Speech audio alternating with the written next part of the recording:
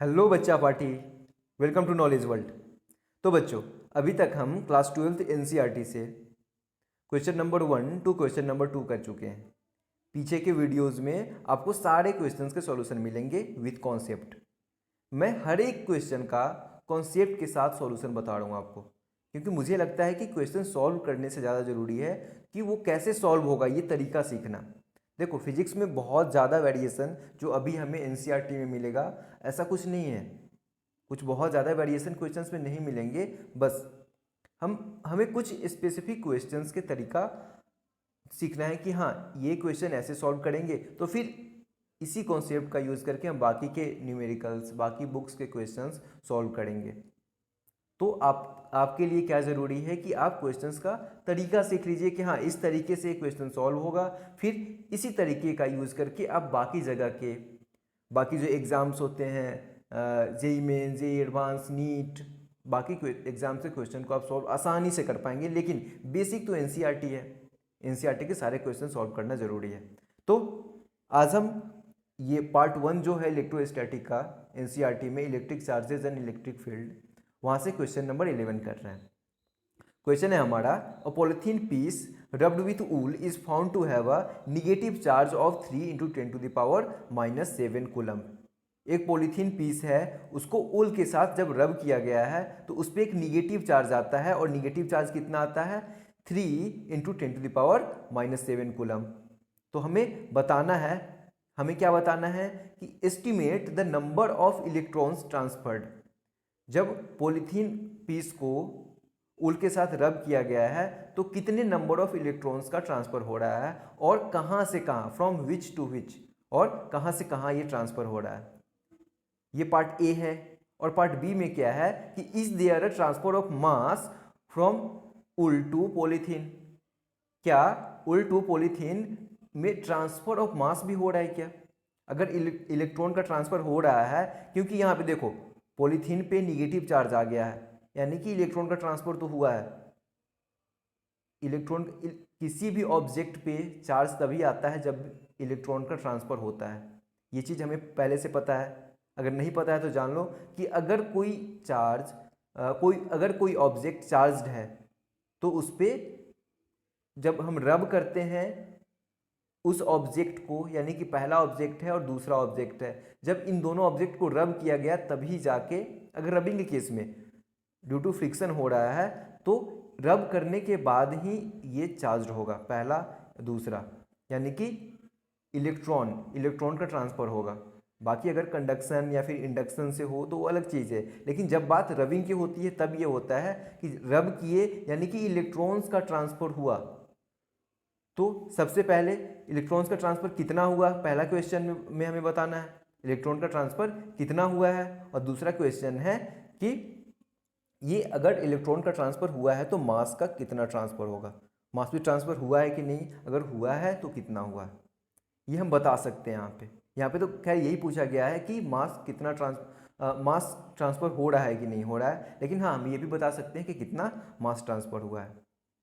तो इसका सॉल्यूशन कैसे हो सकता है? When polythene is rubbed against wool, a number of electrons get transferred from wool to polythene. Hence, wool becomes positively charged and polythene becomes negatively charged. सबसे पहले क्या है कि एक हमारे पास पॉलीथीन है और ये वूल है। जब वूल से पॉलीथीन को रब किया जा रहा है तो यहाँ से वूल से इलेक्ट्रॉन्स क्या होते हैं? निगेटिवली चार्ज होते हैं। इलेक्ट्रॉन्स निगेटिवली चार्ज होते हैं, तो वूल से चार्ज यानी कि इलेक्ट्रिक चार्ज यानी कि इलेक्ट्रॉन्स निकल के कहाँ? पॉलीथीन पे चले गए। ये हमारा पॉलीथीन है और ये वूल है, तो यहाँ से निकल के पॉलीथीन पे चले गए। अब पॉलीथीन पे जाने के बाद यहाँ पे एक्सेस ऑफ इलेक्ट्रॉन हो गया। क्या हो गया? Excess of electron. ढंग से मैं लिखता हूँ, ये हमारा पॉलीथीन है, ये हमारा वूल है। यहाँ पे क्या हुआ? Excess of electron. और यहाँ पे क्या हुआ? Deficiency of electron. उल पे हमारा डिफिशियंसी ऑफ इलेक्ट्रॉन हो गया, क्योंकि इलेक्ट्रॉन यहाँ से निकल के यहाँ पे चला गया, क्योंकि पहले जितने इलेक्ट्रॉन्स थे उतने प्रोटॉन्स थे, लेकिन अब इलेक्ट्रॉन्स यहाँ से ट्रांसफर होने के बाद कम हो गया, यानी कि डिफिशियंसी ऑफ इलेक्ट्रॉन हो गया। और क्योंकि इलेक्ट्रॉन निगेटिवली चार्ज होता है, तो अगर यहाँ पे एक्सेस ऑफ इलेक्ट्रॉन है तो वो निगेटिव चार्ज होगा, और ये यहाँ पे डिफिशियंसी ऑफ इलेक्ट्रॉन है तो ये पॉजिटिव चार्ज होगा, क्योंकि इलेक्ट्रॉन कम हो गया, निगेटिव चार्ज वाला कम हो गया तो पॉजिटिव ही होगा। सिंपल है। अब हमसे पूछा गया है कि ये कितना चार्ज होगा, तो चार्ज कितना दिया हुआ है, निगेटिव चार्ज कितना हो रहा है, -3 इंटू 10⁻⁷ कूलम। हमसे पूछा गया कितने नंबर्स ऑफ इलेक्ट्रॉन ट्रांसफर होंगे। ई का वैल्यू है 1.6 इंटू 10⁻⁻19, लेकिन ये इलेक्ट्रॉन है तो माइनस यूज करेंगे, माइनस ऑफ 1.6 इंटू 10⁻⁻19 कूलम। हम जानते हैं Q इक्वल्स टू NE, मतलब इसका प्रैक्टिकल मीनिंग समझते हैं आप? हाँ, मुझे लगता है समझते हैं। नहीं समझते फिर मैं बता रहा हूँ आपको। इसका प्रैक्टिकल मीनिंग क्या होता है कि अगर कोई ऑब्जेक्ट है, इस पर कुछ चार्ज Q है, तो this will be in integral multiple of charge on electron, क्योंकि ये इलेक्ट्रॉन से मिलके बना होता है। ये जो ऑब्जेक्ट हमारा है जिस पे कुछ चार्ज है, इस पे चार्ज किसके कारण आया है, कुछ नंबर ऑफ इलेक्ट्रॉन से कारण होता है। तो ये नंबर इनटू इलेक्ट्रॉन को जब हम मल्टीप्लाई करेंगे तो ये टोटल चार्ज आ जाएगा, charge on one electron and इस नंबर से। क्यों? क्योंकि ये चार्ज जो आया है, ये चार्ज आया है कुछ नंबर ऑफ इलेक्ट्रॉन्स के कारण, इस ऑब्जेक्ट पे चार्ज आया है कुछ नंबर ऑफ इलेक्ट्रॉन्स के कारण। तो ये इलेक्ट्रॉन पे जो चार्ज हुआ वो एंड नंबर ऑफ इलेक्ट्रॉन, तो ये टोटल चार्ज हो जाएगा ये। तो यही चीज़ हम यहाँ पे करेंगे। तो Q इक्वल्स टू NE, तो N equals to Q/E। Q हमें पता है कितना चार्ज हुआ ये, -3 into 10⁻⁻7 coulomb, divided by electron से कितना चार्ज होता है, -1.6 इंटू 10⁻⁻19 कूलम। तो ये कूलम बाई कूलम, ये तो यूनिट पहले ही खत्म हो गया ये। तो ये कितना हुआ, जब इसको डिवाइड करेंगे तो आएगा हमारा 1.87 इंटू 10⁻12, यानी कि n का वैल्यू क्या आया, 1.87 इंटू 10⁻12। ये इतने नंबर ऑफ इलेक्ट्रॉन्स होने चाहिए अगर किसी ऑब्जेक्ट पे, यानी कि जो टोटल चार्ज आ रहा है -3 इंटू 10⁻⁻7, वो उसको पूरा करने के लिए इतने नंबर ऑफ इलेक्ट्रॉन्स होने चाहिए। ये पहले क्वेश्चन का आंसर हुआ। अब दूसरा हुआ कि क्या मास भी ट्रांसफर होगा। अब देखो, इलेक्ट्रॉन ट्रांसफर हो रहा है, उल से निकल के इलेक्ट्रॉन पॉलीथीन पे जा रहा है, यानी कि इलेक्ट्रॉन ट्रांसफर हो रहा है। और हम जानते हैं कि इलेक्ट्रॉन पे मास होता है, इलेक्ट्रॉन के पास कुछ मास होता है, भले ही वो बहुत ज़्यादा कम होता है।